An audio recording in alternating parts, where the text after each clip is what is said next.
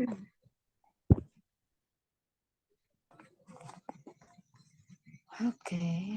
recording in progress. There's something in being recorded. Bismillahirrahmanirrahim. Assalamualaikum warahmatullahi ta'ala wabarakatuh. Waalaikumsalam warahmatullahi wabarakatuh. Bismillah, alhamdulillah. Alhamdulillahilladzi arsala rasulahu bil huda wa dinil haqq liyudhhirahu 'alal dini kullih wa kafa billahi shahida. Faqad qala Allah ta'ala fi kitabihil karim wa huwa asdaqul qailin. A'udzu billahi minasy syaithanir rajim. Bismillahirrahmanirrahim. Walladzina jahadu lanahdiyannahum subulana wa innallaha lama'al muhsinin. Alhamdulillah, sebelumnya saya ingin bertanya dulu, kaifa halukum ya ummahat wa akhwatina fillah. Baik, alhamdulillah dengan izin Allah dan atas kudrat iradatnya Allah, kita dapat berkumpul kembali bermuajahah di acara rutinitas kita, yakni acara kajian fikih muslimah yang akan dibahas oleh Ustadzatuna atau Syekhatuna, yakni Ustadzah Fauziah Habibah Al-Hafidhah LC Al-Hafidhah. Alhamdulillah, pada kesempatan yang sangat berbahagia ini, saya sebagai murid daripada beliau bisa berkesempatan menjadi moderator dalam acara yang insya Allah berkah ini. Sebelumnya saya ingin sedikit berkenalan dulu ya ummahat, karena dalam maksudnya tuh ketika kita tidak kenal maka ta'aruf ya. Saya ingin berkenalkan diri. Perkenalkan, nama saya Fitri Awaliyah. Saya asal dari Sukabumi. Saya insya Allah mudah-mudahan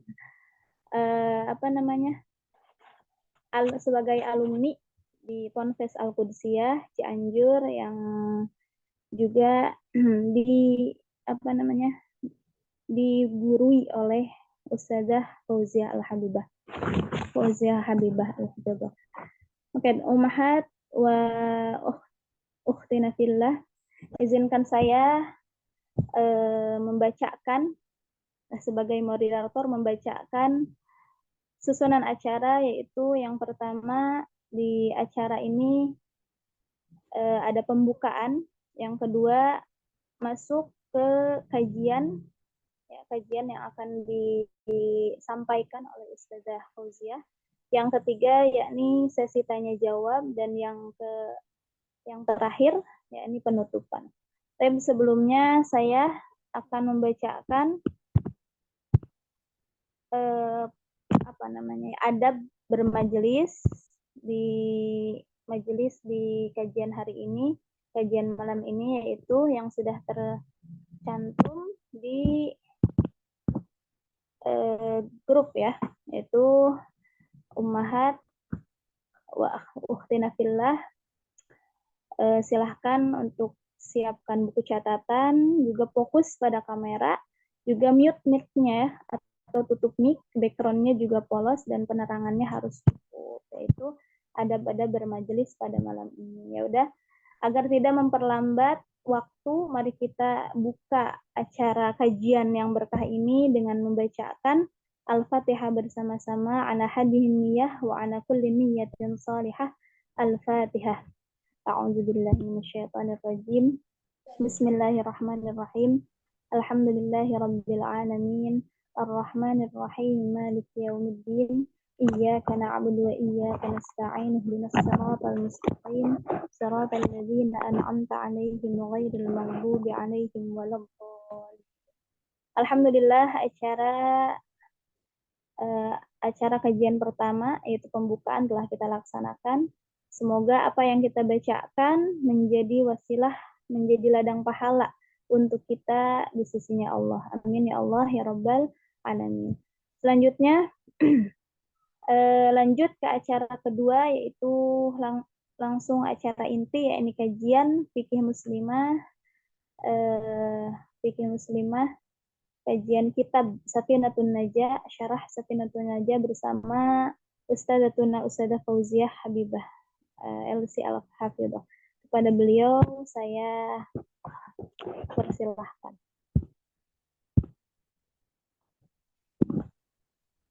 Bismillahirrahmanirrahim. Tes, jelas suaranya? Jelas Ustazah? Jelas, Jelas, alhamdulillah. Bismillahirrahmanirrahim. Assalamualaikum warahmatullahi wabarakatuh. Waalaikumsalam warahmatullahi wabarakatuh. Alhamdulillah wassalatu wassalamu ala Rasulillah wa ala alihi wa sahbihi wa mawalah amma ba'du. Rabbi shrah li sadri wa yassir li amri wahlul 'uqdatam yafqahu qawli. Subhanaka la ilma lana illa ma 'allamtana innaka anta alimul hakim wa zidna ilman. Yang paling pertama, mari sama-sama kita panjatkan puja dan syukur kita kepada Allah Subhanahu wa taala karena dengan curahan limpah kasih sayangnya kita semua diberikan nikmat ya untuk malam ini, yaitu nikmat iman dan Islam. Ya, kemudian tak lupa salat serta salam semoga tercurah limpahkan kepada Nabi kita Muhammad sallallahu alaihi wasallam.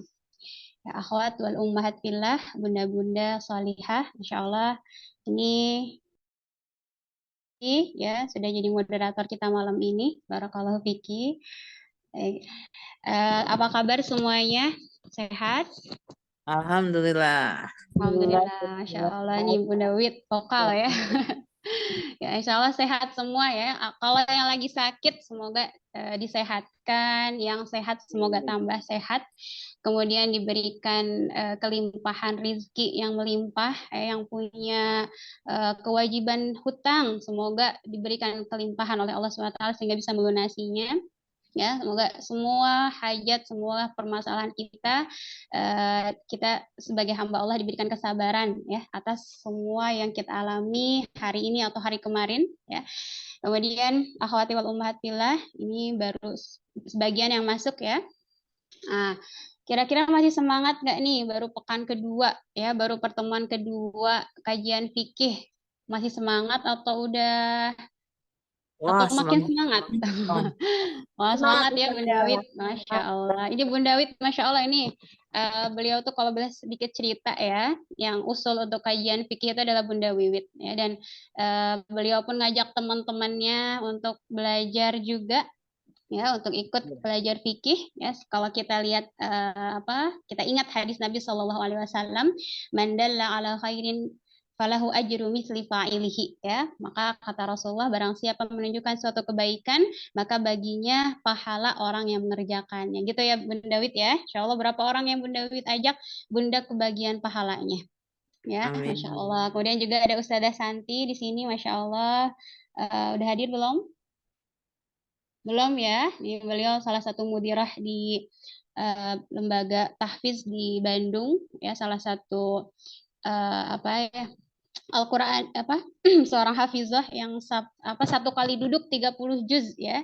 Nanti mungkin Ustazah Santi boleh sesekali sharing bagaimana tipsnya bisa mentasmikan Al-Quran 30 juz dalam satu kali duduk ya, Masya Allah luar biasa. Ini akhwati wa ummahatillah, nih saya yakin bukan orang-orang biasa di sini ya, ini orang-orang luar biasa. Dan mohon izinkan saya malam ini untuk melanjutkan pembelajaran kita dalam kajian fikih muslimah, yang mana kita sudah bahas sebelumnya bahwa kitab yang kita kaji adalah untuk madhab adalah madhab al-Imam Asy-Syafi'i, yang mana mayoritas ulama atau mayoritas orang-orang di Indonesia itu memakai madhab Imam Syafi'i. Adapun nanti ada perbedaan, kita akan sedikit bahas juga bersama-sama ya. Nah, apa yang akan kita bahas malam ini ya?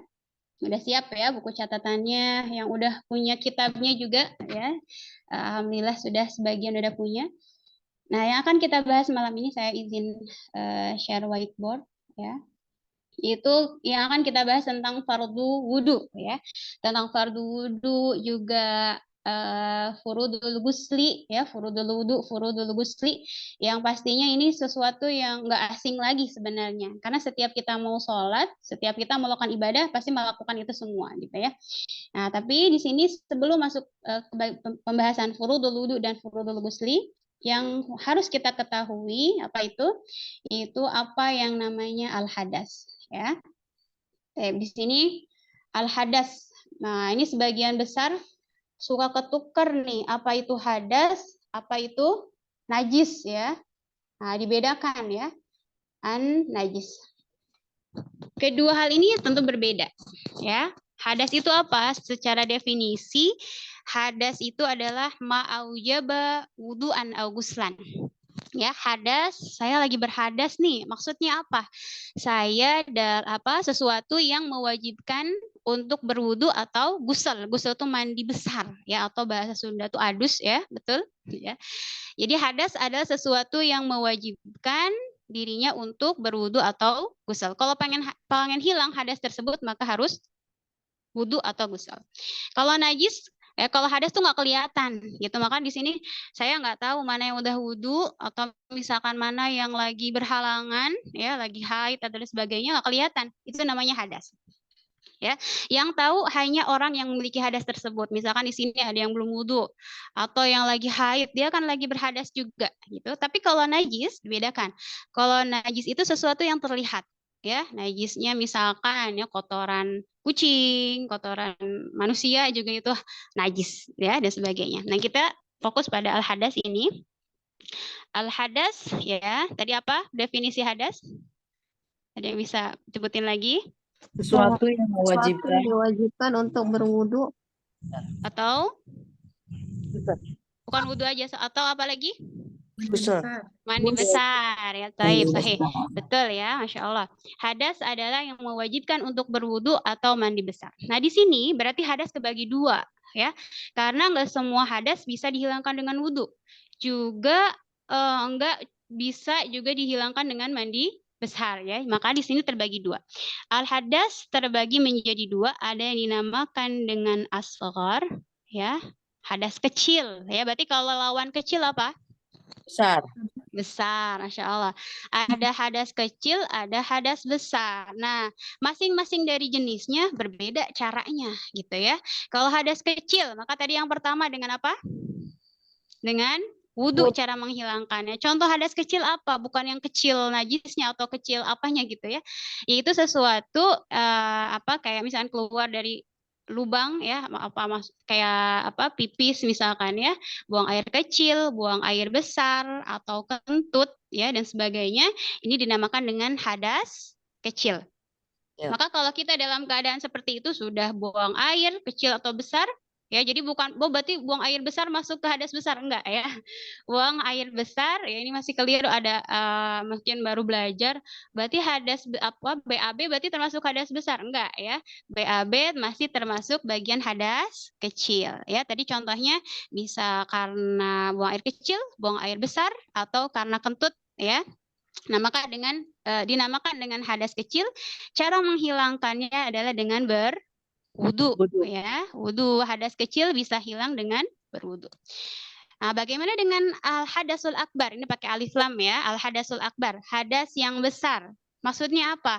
Itu seperti apa kalau perempuan karena selesai haid, nanti ada ya di Safina dijelaskan juga, atau karena berhubungan badan atau keluar air mani dan sebagainya, maka bagaimana menghilangkan hadas besar ini? Yaitu dengan cara al-ghusl, atau dalam bahasa Indonesia namakan dengan mandi janabah atau mandi besar. Gitu ya. Ini termasuk yang sangat penting untuk kita, ya, sebagai seorang muslimah mengetahui tata cara menghilangkan hadas kecil, hadas besar. Kenapa?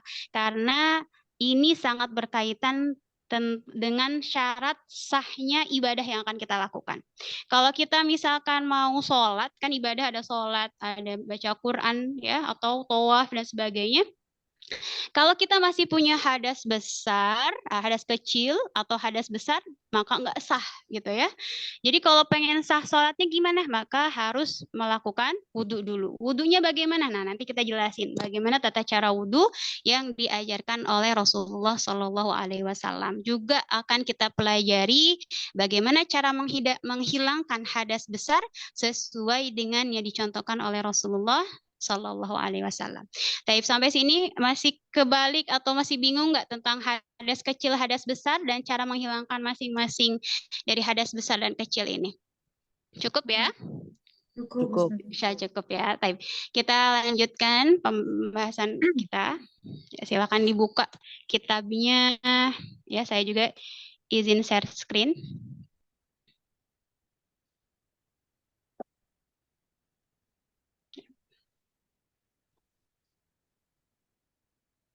Nah, kita masuk ke halaman 23 ya. Nah, ini furudul wudu'i. Apa itu furud?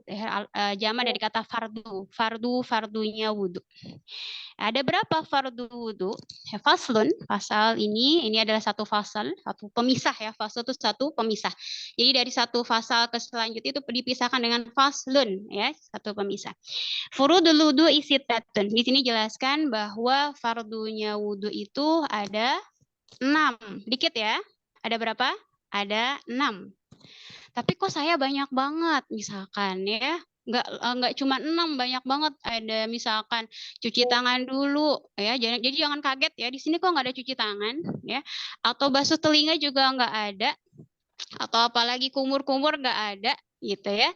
Tapi hanya 6 karena kemarin tentang safinatun najah di sini lebih simpel, lebih singkat juga ya. Jadi di sini hanya disebutkan kalau kita tinggalkan salah satu dari 6 ini maka nggak sah wudhunya gitu akhwat ya. Jadi harus sangat diperhatikan tentang furudul wudhu ini. Nah, ada ayat ya sebagai landasan perintah wudhu ya. 4 anggota badan yang harus dibasuh ketika berwudu. Adapun tambahan 2 yang atas dan yang bawah itu berdasarkan hadis Nabi Shallallahu Alaihi Wasallam. Nah, boleh dibuka ya surah Al-Maidah. Di sini juga terdapat nih di catatan kaki di bagian bawah. Yaitu surat Al-Maidah ayat 6 ya. Saya bacakan. A'udzubillahi minasyaitonirrajim. Wa idza qumtum asal awalnya ya ayyuhalladzina amanu ya idza qumtum ilas sholati faghsilu wujuhakum. Idza qumtum apabila kalian akan melaksanakan salat, ilas shalah faghsilu. Yang pertama faghsilu maka basuhlah oleh kalian wujuhakum wajah kalian. Maka di sini anjuran untuk membasuh wajah. Udah gitu apa? Wa aidiyakum ya kata Allah juga tangan kalian, basuh tangan kalian sampai mana? Ilal marafiki sampai 2 siku ya sampai siku. Wamsahu biruusikum dan usaplah kepala kalian maksudnya rambut kalian. Wa arjulakum ilal ka'bain dan kaki kalian ilal ka'bain sampai mata kaki. Jadi kalau ditanya mana landasan hukum tentang berwudu atau fardu wudu, maka ini di sini ya di surat Al-Maidah ayat 6. Nah, adapun yang pertama, kita nggak langsung ke sini dulu ya. Al-awwalu, furudul wudu nggak langsung cuci muka ya enggak. Tapi yang pertama yang diletakkan di nomor paling pertama yaitu an-niyatu. Yaitu niat. Apa itu niat? Nanti ada pasal selanjutnya tentang arti niat. Tapi kita jelaskan sekarang apa itu niat, yaitu qasdus syai' muqtaronan bi fi'lihi. Ya, apa an-niyatu memaksudkan sesuatu beserta mengerjakan apa yang diniatkannya ya, disertai dengan mengerjakan yang dia niatkan. Jadi harus berbarengan dengan apa? Dengan membasuh ghusl wajhi, dengan membasuh wajah ya. Jadi sebenarnya niat itu di mana ya? Niat itu tempatnya di dalam hati gitu ya. Karena kalau dilafalkan boleh nggak dilafalkan pakai lisan boleh, itu afdal juga. Tetapi yang paling penting itu di dalam hati. Jangan sampai dilafalkan aja tapi di hatinya nggak ada gitu ya. Nah, ini yang paling penting di dalam hati. Bagaimana niatnya? Boleh pakai bahasa Arab ya, misalkan lafadznya nawaitul wudu'a liraf'il hadasil asghari lillahi ta'ala. Misalkan aku niat berwudu untuk mengangkat hadas kecil karena Allah Ta'ala boleh. Atau misalkan nawaitul wudu'a listibahatis sholah boleh. Aku berniat wudu untuk melaksanakan sholat itu juga boleh. Ribet misalkan ya, pakai bahasa Arab susah. Dalam hati aja bilang, ya Allah aku niat mau wudu gitu ya. Boleh seperti itu. Jadi yang penting ada niat di dalam hati. Dan niatnya kapan? Karena definisi niat tadi itu muqtaronan bi fi'alihi harus dibarengi dengan pekerjaannya, yaitu awwalu guslin awwalu juz'in minal wajhi, yaitu ketika dia membasuh wajahnya. Karena yang paling pertama adalah membasuh wajah, misalkan karena fardu ya. Kalau kita tinggalkan ngebasuh wajah maka nggak sah wudunya. Ya, nah di sini ghusl wajhi. Jadi niatnya, mungkin ya mana wajah, batasan wajah, misalkan. Baik akhwati, insya Allah sudah tahu ya, mengingatkan saya. Batasan wajah itu min manabati sya'ri. Nah, manabiti di sini ya. Awal tumbuhnya rambut boleh dipegang ya, mana awal tumbuh rambut kita di sini sampai mana secara panjangnya. Min manabiti sya'ri, tumbuh rambut di sini, pegang tumbuh rambut saya di sini sampai ila asfalil dzaqan. Nah, coba pegang apa namanya ini dagu ya. Nah, di bawah dagu ini ada tulang. Terasa akhwati? Ada tulangnya enggak? Ada ya. Nah, itu adalah batasan panjangnya. Dari awal tumbuh rambut sampai tulang bawah sini. Ya. Kemudian lebarnya mana? Lebarnya itu dari telinga nih. Ada yang bagian lembut ya. Di sini telinga. Nah, ini dari sini, dari kanan sampai kiri ini adalah lebarnya. Jadi lumayan luas ya. Secara panjangnya dari manabit sampai asfalil dzaqan, tulang sini. Lebarnya mana? Ini. Jadi panjang sama lebar, panjang mana? Panjang mana, Mbak? Panjang sama lebar, panjang mana? Ya panjang-panjang ya. Panjang dari atas ke bawah. Dari ke bawah. Tapi kalau panjang sama lebar, lebar mana? Ya gimana? Bingung ya pertanyaan. Wajah orang. Iya, kebayang ya, mana wajah, batasan wajah. Maka ketika kita kucurkan air, maka airnya bagaimana? Nah, ini jangan ribet juga tentang air ya. Kita belajar fikih praktis. Airnya nggak harus banyak, misalkan ya kalau kita dalam keadaan darurat, airnya cuma ada 1 gelas misalnya bisa juga. Asalkan airnya menggenang di tangan gitu ya, menggenang. Jadi nggak cuma basah doang ke sini gini, nggak bisa, itu bukan ghusl. Jadi air yang menggenang di tangan bisa kita pakai ya langsung dari atas sampai, tapi jangan dilepas ya. Kalau airnya dikit jangan dilepas gini-gini, nggak boleh. Harus 1 kali usapan gini set sampai sempurna sampai ke bawah apa? Bawah dakan, bawah dagu ini. Gitu. Wajibnya. Nah, tadi tentang niat. Berarti niatnya kapan itu? Niatnya kapan? Ketika basuh wajah. Jadi ketika basuh wajah niat, ya Allah aku niat wudu gitu ya. Ya Allah mau pakai lafaz, kalau lafaznya baiknya yang paling penting dalam hati. Kalau dilafazkan tadi boleh untuk litamrin ya, untuk melatih lisan. Boleh, tapi yang penting dalam hati. Jadi ketika wudu tuh, kan kalau wudu kita ngomong di WC kan gimana ya? Maka dalam hati aja, ya Allah aku berniat wudu sekali, itu wajibnya cuma 1 kali. Kalau nanti masuk, kok saya 3 kali itu sunnah ya. Tapi kalau 1 kalinya nggak sempurna, misalkan kita nggak sampai ke sini misalkan ya, maka yang dihitung baru basuhan yang kedua ya, atau kedua juga belum sempurna, maka ulangi lagi gitu. Ya, nanti kalau misalkan udah sempurna basuhan pertama gitu ya, kemudian basuhan kedua, ketiga, kita dapat pahala apa? Pahala sunnah. Ya, diperhatikan. Jadi tadi yang paling pertama ada niat, kemudian dilaksanakannya berbarengan dengan membasuh awal juz atau bagian pertama. Ya, kebayang ya, insya Allah. Ya, muka kita di mana? Muka kita di mana? Kemudian diperhatikan juga nanti ada ya. Kalau misalkan mukanya foundationnya apa, akhwat? Foundationnya tebal misalkan ya, atau apa ada waterproof ya sekarang ya, betul? Ya sampai anti air ya, ada foundation yang anti air, apalagi tuh eyeliner ya, misalkan ya eyeliner juga waterproof. Ada juga lipstick yang waterproof, ada nggak? Ada ya, maka harus dihilangkan dulu kalau kita pengen sempurna wudhunya ya. Kalau misalkan ketika basuhan pertama masih pasti kalau pakai foundation misalkan ya, atau pakai bedaknya tebal, kira-kira menyerap nggak airnya ke muka? Tidak. Diragukan ya, bahkan mungkin membasuh si yang tebalnya dulu. Maka kalau misalkan mau wudhu, bersihkan dulu ya, pakai apa? pakai pembersih muka dulu ya, pakai toner dulu misalkan ya, dan sebagainya. Itu yang paling pertama ya. Tadi yang pertama niat dibarengi dengan membasuh awal juz. Kemudian yang kedua apa? Yang kedua apa? Al-yadain ilal mirfaqain. Betul ya? Yang kedua adalah membasuh tangan sampai 2 siku.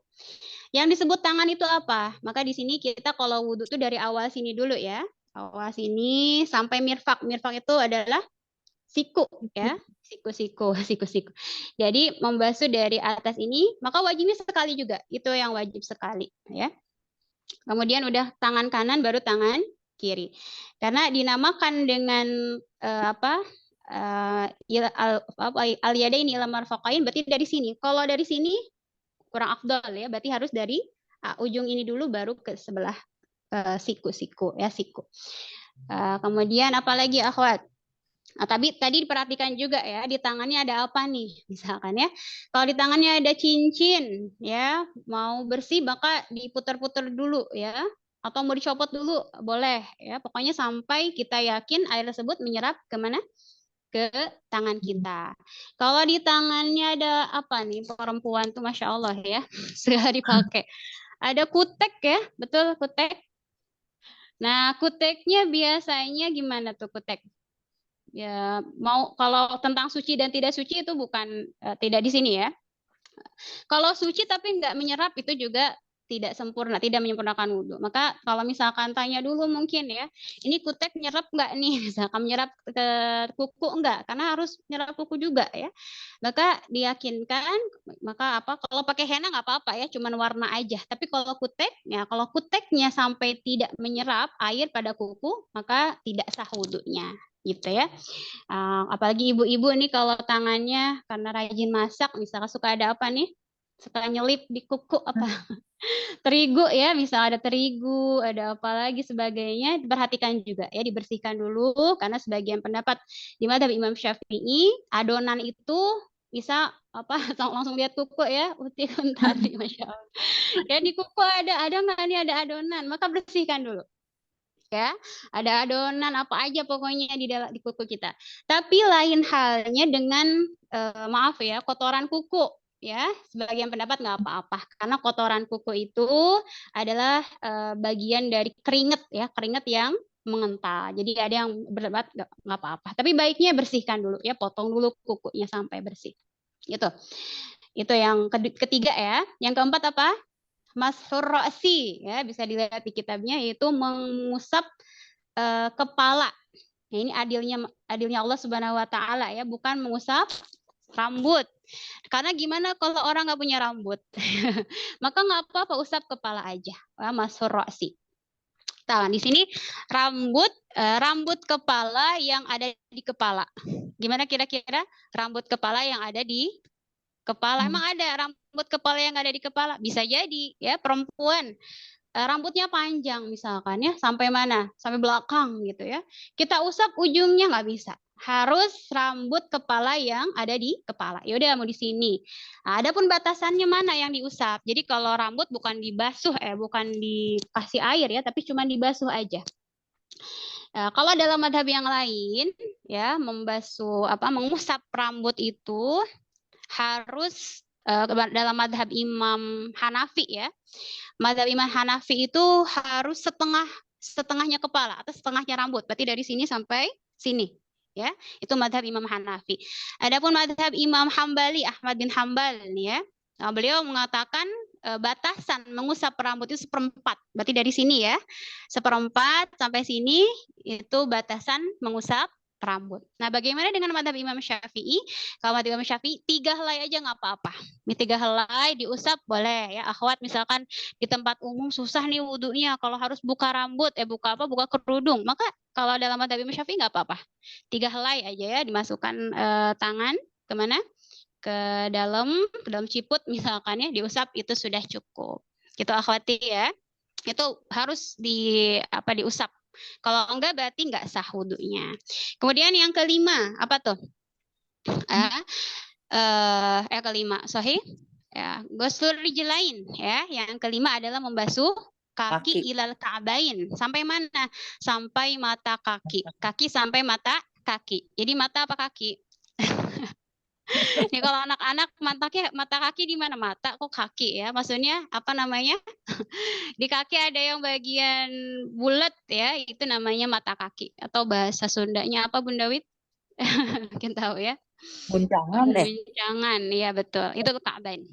Ya, kenapa? Karena dulu ya pernah Rasulullah SAW di satu ketika itu para sahabat lagi wudhu nih ya, para sahabat lagi wudhu. Semua sahabat itu diperhatikan sama Rasulullah wudhunya. Buru-buru kan, takut ketinggalan berjamaah saat itu sama Rasulullah. Rasulullah perhatikan ada salah satu sahabat yang wudhunya itu kurang sempurna ya. Kurang sempurna gimana? Kemudian kata Rasulullah, waidun lil aqab, katanya, celakalah tuh mata kaki katanya.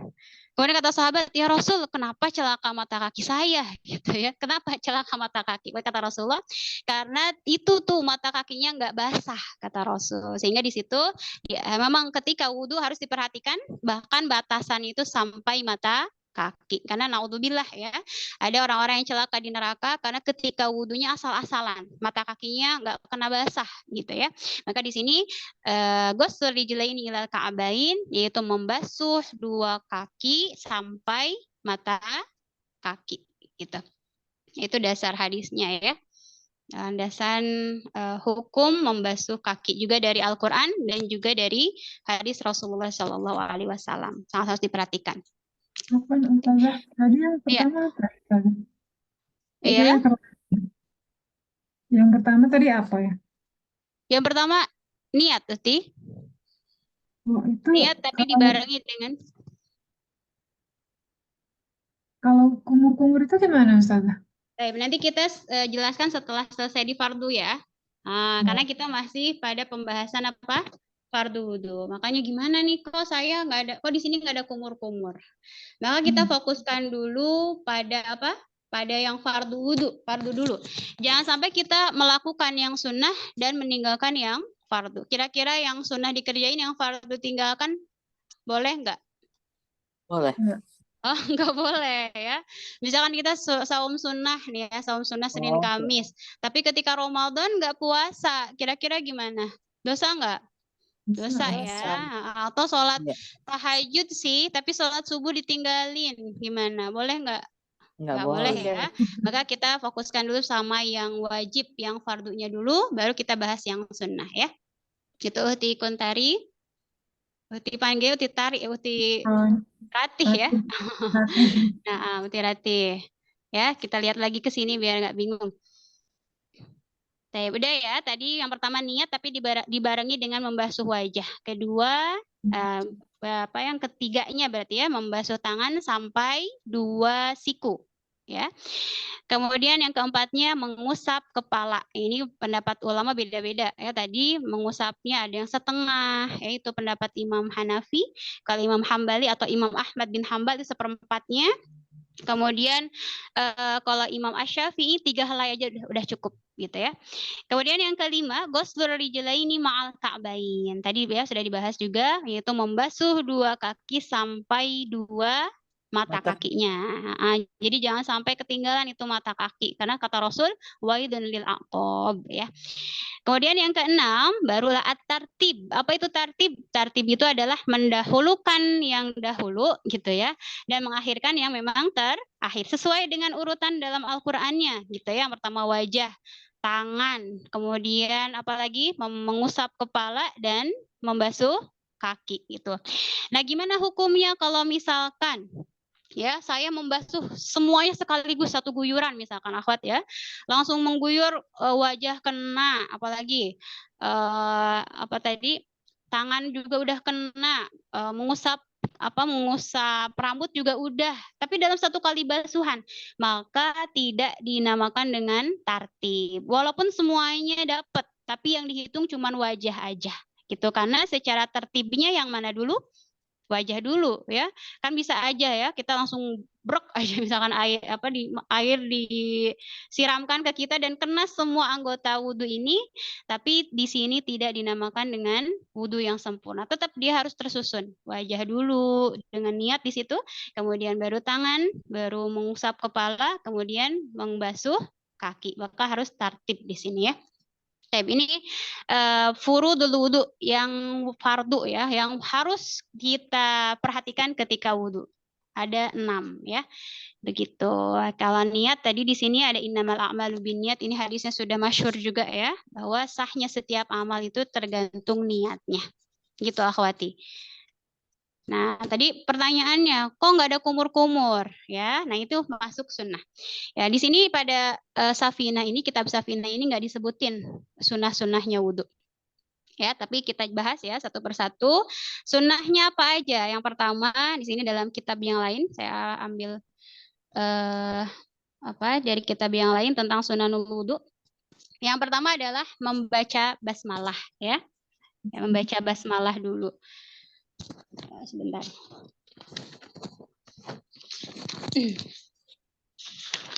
Sunanul wudhu di sini ada 10 ya, boleh dicatat akhwati. Sunanul wudhu asyratu asya. Di sini ada 10 perkara. Yang pertama adalah atasmiyah atau baca bismillah ya.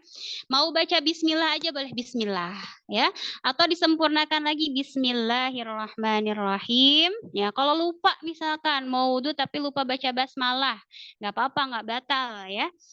Boleh nggak di tengah-tengah? Boleh juga. Kata para ulama, ketika kita lupa membaca basmalah di awal, maka boleh di tengah-tengah wudhu ya. Tapi kalau udah selesai wudhunya maka udah nggak boleh ya, udah selesai ya, jadi beda lagi hukumnya gitu. Udah gitu apa tadi, yang pertama basmalah, kemudian yang kedua ghusl kafain. Nah, baru di sini ada sunnah apa, sunnah membasuh 2 tangan ya. Kalau tadi kan telapak tangan ya, kalau ini ghusl kafain atau membasuh 2 telapak tangan. Bedakan ya. Kalau tadi membasuh tangan sampai siku, kalau ini yang sunnahnya membasuh 2 tangan gitu ya. Dibersihkan dulu, takutnya ada kotoran gitu ya. Sebelum memasukkan air, memasukkan tangan pada wadah. Nah, ini pahalanya apa? Ya kan bukan fardu. Tetap kita akan mendapatkan pahala sunnah ketika diniatkan melakukan sunnah. Gitu ya. Jadi kadang ada yang saya niat wudhunya tuh ketika basuh tangan. Nah, ini kurang tepat ya. Sunnah wudhu tadi situ dapat pahala kalau misalkan kita meniatkan pahalanya atau melaksanakan sunnah ya. Kalau kita niat fardu wudhu di situ nggak sah ya. Kalau pengen mendapatkan pahala sunnah, niatkan saya cuci tangan ini, membasuh kedua telapak tangan ini untuk melaksanakan sunnah gitu. Sesudah itu apa? Udah basuh tangan atau telapak tangan ya. Sesudah itu barulah al-madmadah tadi ya, utirati, itu kumur-kumur. Ya, ambil air, kemudian masukkan kemana? Kalau kumur-kumur ke mulut ya, dikumur-kumur boleh 3 kali ya. Kemudian dikeluarkan ya, bukan ditelan. Kalau ditelan kumur-kumur bukan? Minum. Minum itu mah ya. Kalau udah kumur-kumur terus diminum, nah ini kalau lagi saum biasanya. Nah, ini ke kumur-kumur ini termasuk sunnah ya. Kumur-kumur adalah termasuk sunnah. Memasukkan air ke mulut kemudian dikumur-kumur, keluarkan, itu pun 3 kali ya. Sunnahnya 1 kali juga udah dapat pahala sunnah. Ada juga yang namanya istinsyak. Istinsyak itu memasukkan air ke dalam hidung ya, di hidung ya. Ini sampai mana batasan? Sampai hoisyum ya. Hoisyum itu rongga hidung ya. Kalau pengen sempurna ini ya, memasukkan air ke dalam hidung itu kayak kalau lagi tes PCR gitu Umi ya. Tes corona itu kalau misalkan yang udah terbiasa tuh katanya akan lebih mudah lagi kalau wudhu tuh sampai atas, karena udah terbiasa dicek corona misalkan ya. Nah, ini batasannya sampai hoisyum ya, atau rongga hidung ya. Itu namanya istinsyak ya, menghirup air. Nah, kemudian udah gitu gimana? Istinsar, baru kemudian dikeluarkan ya. Di menghirup air kira-kira sampai rongga hidung, sampai bagian atas, kemudian dikeluarkan. Itu juga termasuk sunnah. ya. Apalagi setelah itu juga ada mashu jami'ir rasi, ya. Ketika kita mengusap semua kepala, itu insya Allah kita mendapat pahala sunnah juga. Walaupun batasan wajibnya itu beberapa helai kalau dalam mazhab Imam Syafi'i. Tapi kalau mau semua kepala itu juga afdal, ya. Semua kepala diusap seperti yang dicontohkan misalkan dari ujung depan dari depan kemudian ke belakang dikedepankan lagi, ya. Itu seperti itu boleh. Ini juga termasuk sunnah. Apalagi setelahnya ada mas'udunain, ya, kemudian mengusap dua telinga. Jadi bukan dibasuh, ya, tapi diusap dua telinga. Yang mananya? Baik yang zahir, bagian luar atau bagian dalamnya, ya, dengan air yang baru, ya. Atau ada juga misalkan tadi bekas usapan kepala kemudian mengusap telinga, ada yang membolehkan. Tapi yang paling afdol dengan air yang baru, ya, mengusap dua telinga. Itu. Kemudian apalagi ya di situ yang lainnya wa taqdimul yumna 'alal yusra, sunnah juga mendahulukan yang kanan kemudian mengakhirkan yang kiri.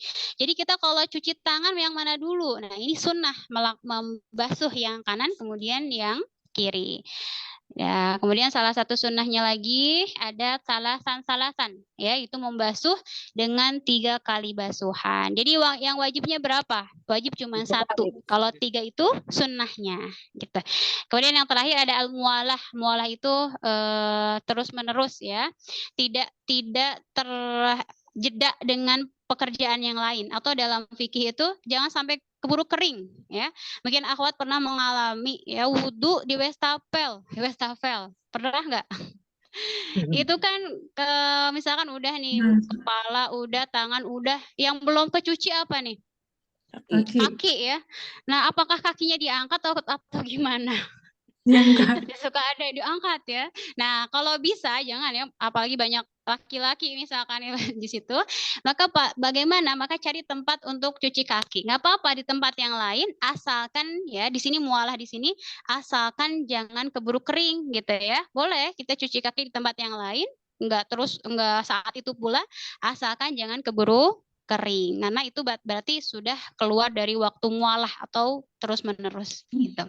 Ini sunnah-sunnah dalam berwudu, ya. Tapi kembali bahwa yang kita fokuskan yang 6 itu, kalau pengen itu yang minimalis, ya, yang minimalis.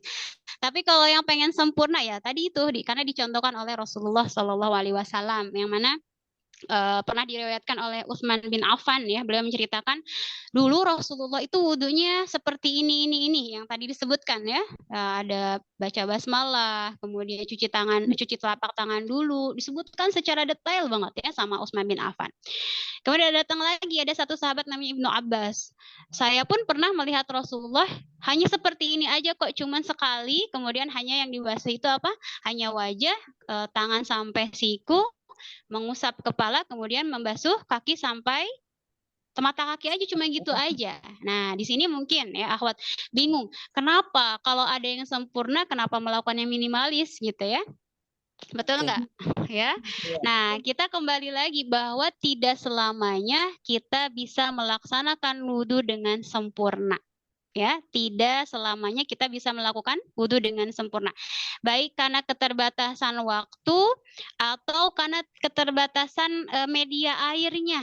Ya, kalau waktu contohnya misalkan gimana? Misalkan Bunda Wiwit nih, ya, ada perjalanan safar, misalkan habis jalan-jalan, tahu-tahu nyampe rumah itu waktu asar tinggal 5 menit lagi, Bunda. Kira-kira mau gimana nih? Saya belum wudhu. Nah, maka bisa melakukan wudhu yang minimalis aja ini, ya.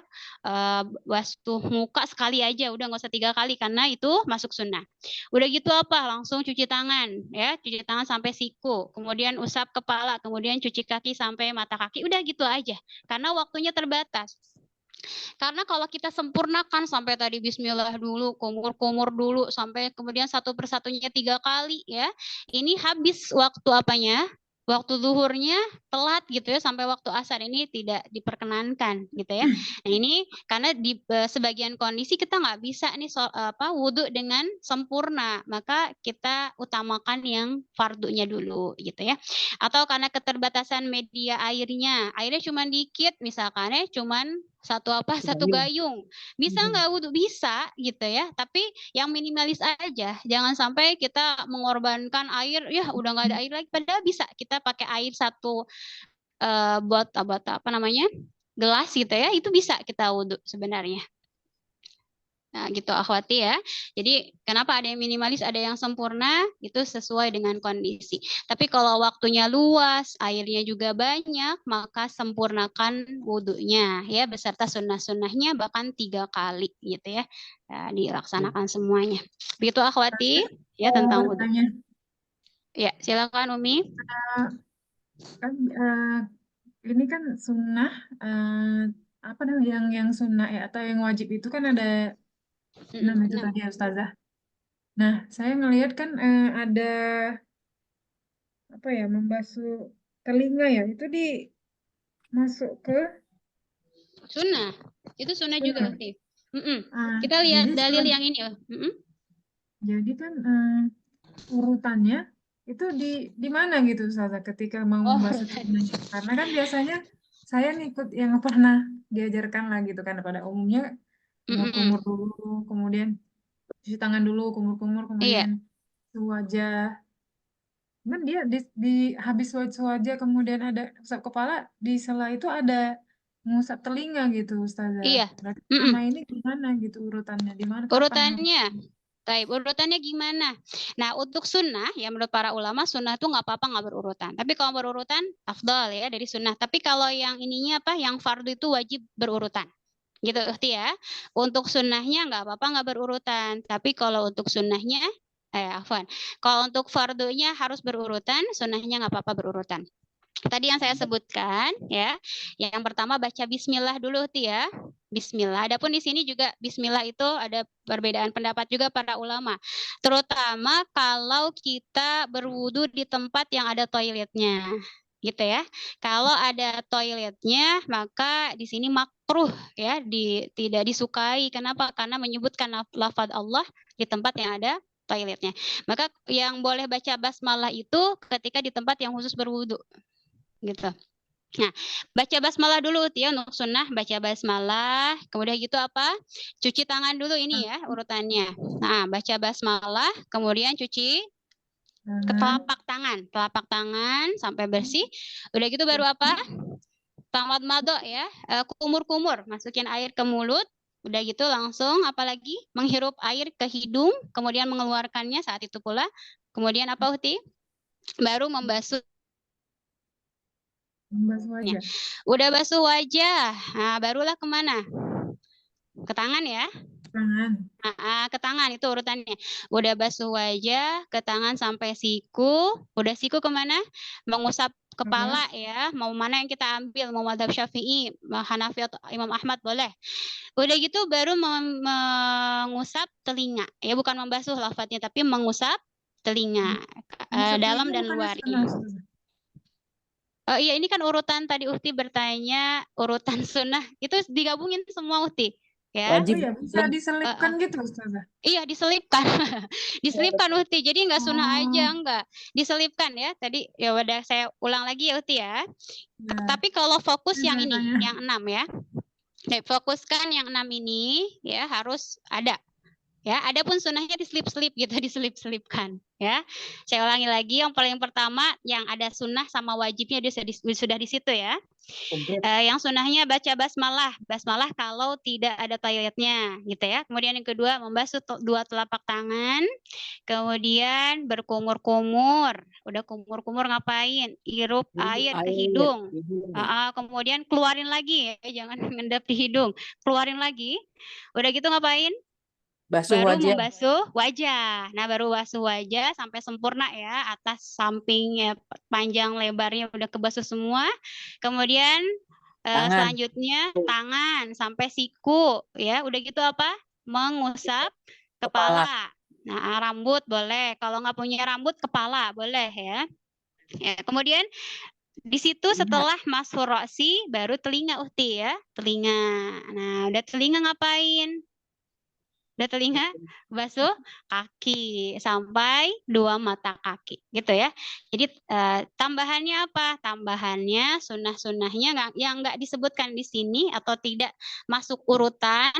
Tadi adanya taslis atau mentiga kalikan setiap anggota wudhu ya. Tadi kumur-kumur 3 kali ya, atau apalagi basuh muka 3 kali, basuh tangan 3 kali ya, dan sebagainya itu disunahkan.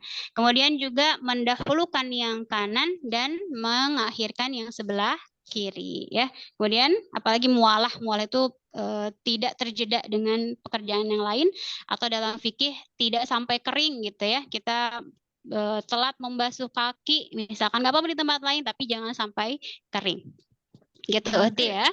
Nah, Ustazah boleh ya Ustazah, jadi urutannya habis mengusap kepala, kemudian mengusap telinga, baru kaki, boleh ya Ustazah? ngusap kepala, kemudian basuh, iya boleh, boleh. Telinga baru kaki, boleh.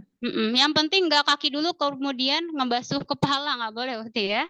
Nah, Maksudnya jadi telinga tadi kan sunnah gitu Ustazah. Tapi kan nggak boleh diselipkan antara yang wajib tadi gitu. boleh. Ya, jadi yang nggak boleh itu nggak tartib, misalkan yang kaki kemudian baru basuh wajah, nih nggak boleh. Tapi kalau secara sunnah apa diselip-selip ya. Udah basuh muka, basuh apa dulu nih misalkan ya.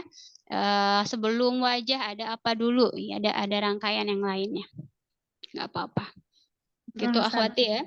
Nah, insya Allah bisa dipahami tentang wudhu. Nah, kemudian ada sunnah yang sering kita tinggalkan juga ya. Kenapa? Apa itu? Namanya gurran muhajjalin ya. Yaitu memanjangkan basuhan anggota wudhu ya.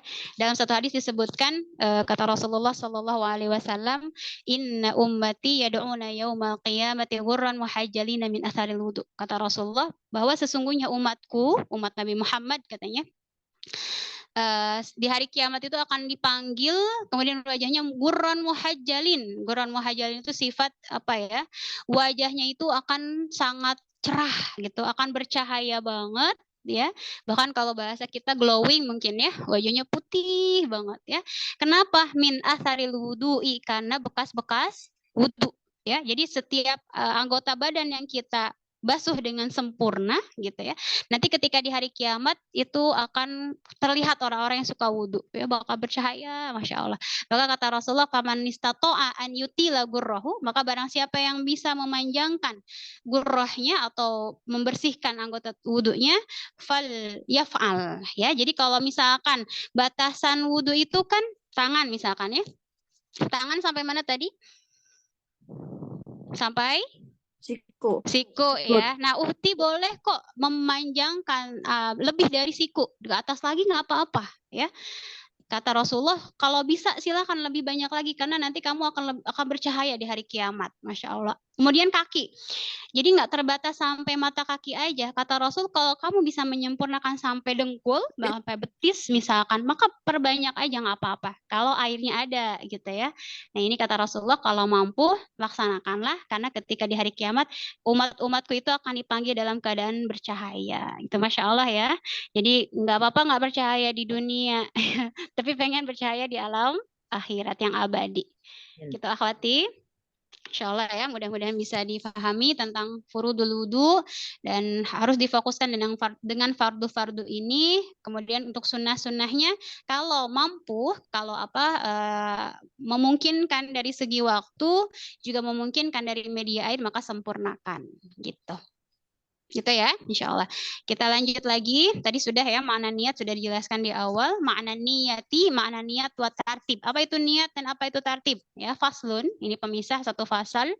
An-niyatu, niat adalah qasdu syai', yaitu memaksudkan satu perkara, muqtarinan bi fi'alihi, ya. Jadi niat itu harus dibarengi dengan apa yang diniatkannya. Saya niat wudu, berarti ketika wudu, ketika membasuh juz pertama atau bagian pertama dari anggota wudhu yang wajib ya, bukan yang sunnah. Jadi ketika cuci tangan saya juga udah niat di situ, nggak disebut niat wudhu karena itu masuknya sunnah. Kalau pengen dapat pahala, niatkan membasuh kedua telapak tangan itu melaksanakan sunnah, jadi dapat pahala sunnah ya. Nah, gitu. Wa mahalluha al-qalbu. Kemudian pada di sini jelaskan dan tempatnya tempatnya niat di mana? Di hati gitu ya. Wa talaffuzu biha sunnah. Kemudian melafadzkan niat tersebut adalah hukumnya sunnah. Gitu. Tapi yang paling penting di dalam hati. Jangan sampai bicara sih tapi hatinya lalai, nggak boleh ya. Gitu. Wa waktuha, kapan waktunya niat? Di sini jelaskan inda gusti awali juz'in minal wajhi. Ketika membasuh ya di sini. Ketika membasuh awali juz'in. Basuh awal bagian dari wajah. Itu waktunya. Gitu, untuk niat ya.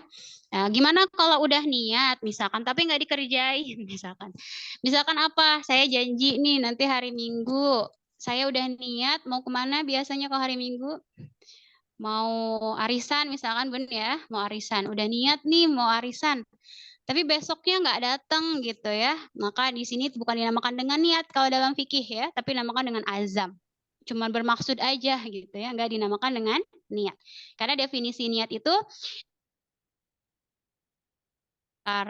dan dibarengi dengan mengerjakan apa yang diniatkan gitu ya, tentang niat. Kemudian wa tartib, apa itu tartib? Tadi bagian ke-6 ya dari fardu wudu, alla yuqaddama udwun ala udwin ya, tidak mendahulukan satu anggota tubuh terhadap anggota yang lain. Maksudnya tidak berurutan gitu ya. Karena yang paling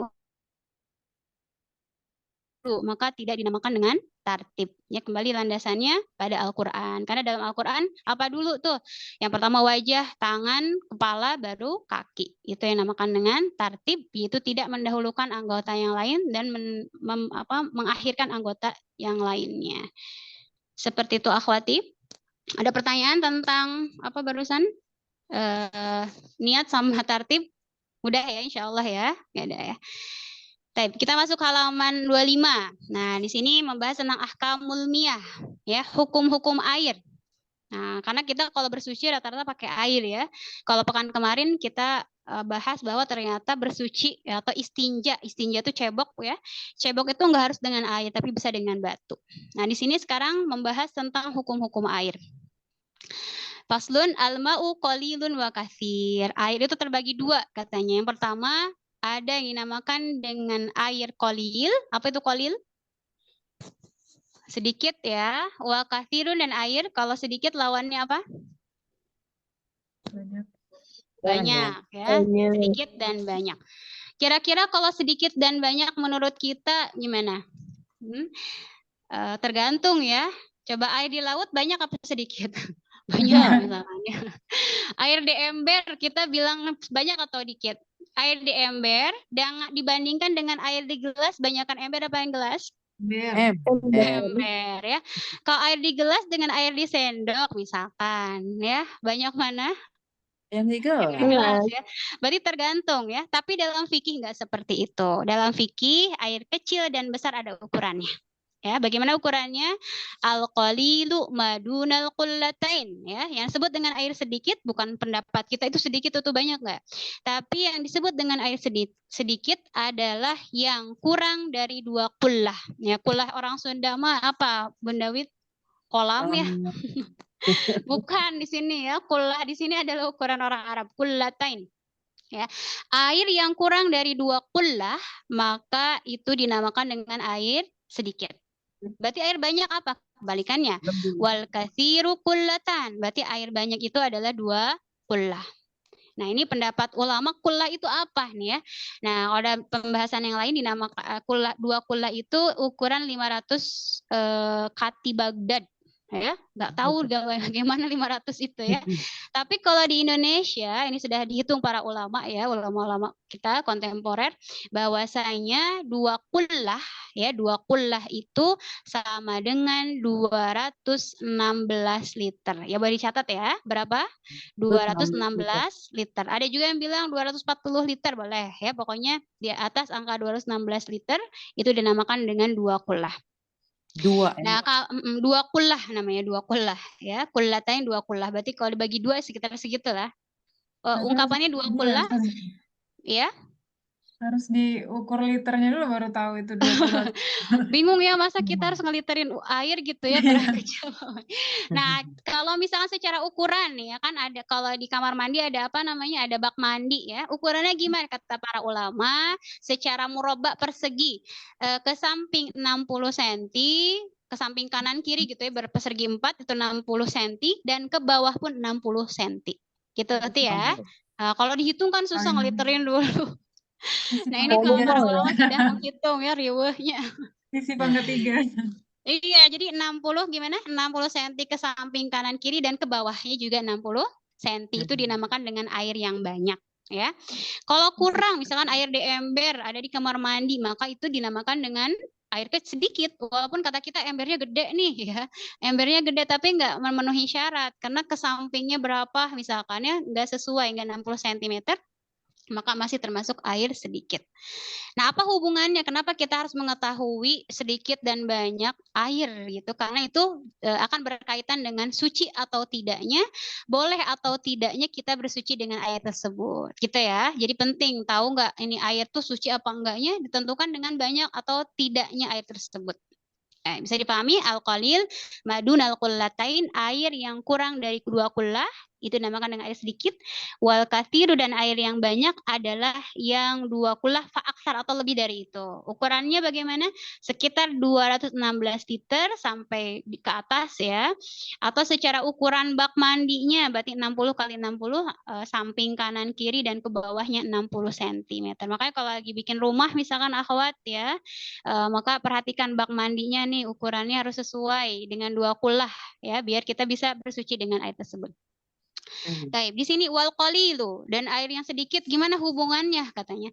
Ya tanajjasu biwuqu'in najasah.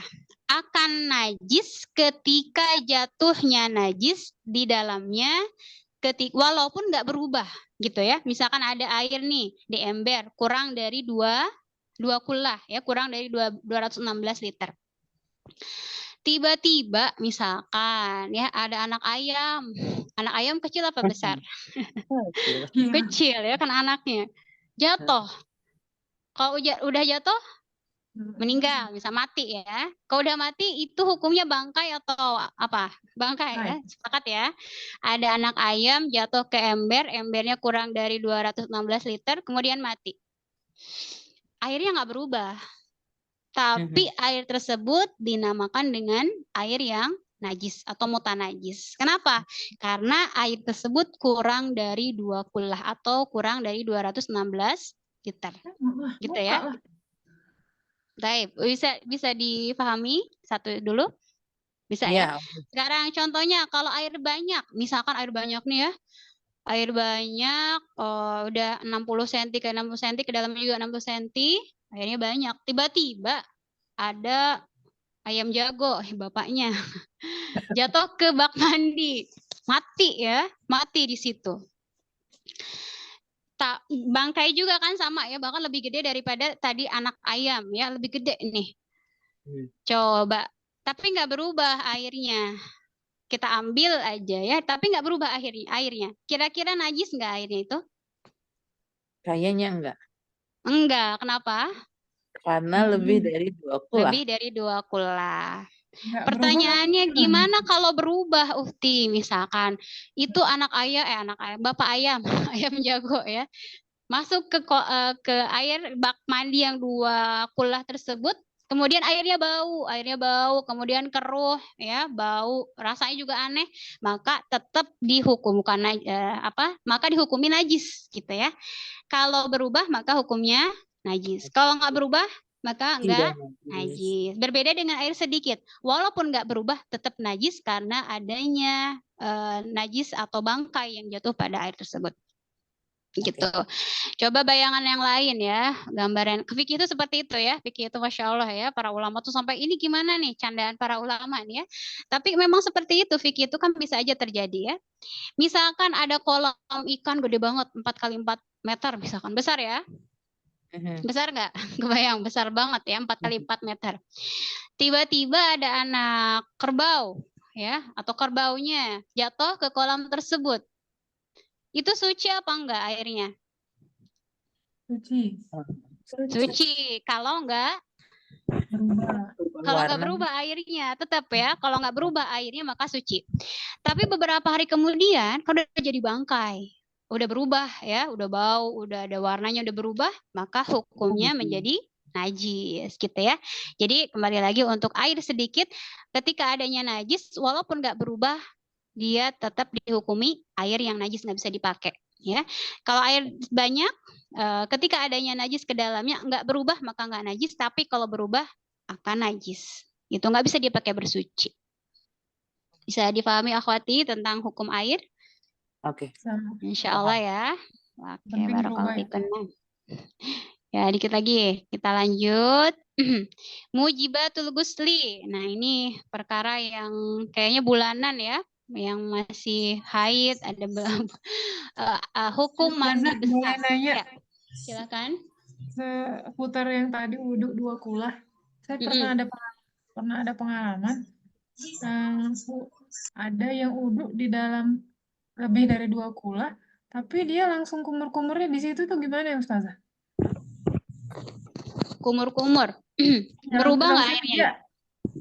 dia berwudhunya langsung di situ gitu. Maksudnya airnya tidak dikeluarkan dari bekas dia berwudhu itu masuk lagi ke dalam bak itu gitu Ustazah. Itu Sama. apa Tapi kayak lebih dari 2 kulah, Uhti. Iya. Nah, kalau 2 kulah itu walaupun masuk lagi ke situ, dia udah nyampur ke air yang banyak itu, Uhti, ya. Jadi nggak disebut air mustakmal, enggak. Kalau mustakmal itu atau misalkan Uhti yang kurang dari 2 kulah dipakai seperti itu, maka itu hukumnya najis gitu ya, atau tidak bisa dipakai. Tapi kalau jadi patokannya lebih dari 2 kulah, kalau kita kumur-kumur di situ, tapi yakin ya dia si kumur-kumur, karena kumur-kumur najis nggak Uhti? Emang mulut kita najis nggak? Nggak najis ya, emang mulut kita najis. Kalau bisa aja najis Uhti ya, misalkan ya dalam fikih itu gimana hukumnya kalau ada darah di gusi gitu kan, betul? Iya, Nah, kan kita nggak kalau tahu najis masuknya. maka kalau secara hukum asal kumur-kumur nggak najis, masuk lagi juga nggak apa-apa, karena itu pun masuknya sunnah Uhti ya, bukan mustakmal juga. Karena mustakmal itu ya secara pendapat para ulama yang dinamakan dengan mustakmal itu ketika basuhan yang wajib gitu ya. Kalau Airnya misalkan jadinya kumur-kumur nggak najis, karena ketika dia bercampur dengan air 2 kulah maka itu sudah suci lagi gitu ya, nggak ada najis di situ, bahkan nggak najis gitu kumur-kumur itu gitu Uhti ya. walaupun air wudhunya balik lagi ke situ gitu Ustaz.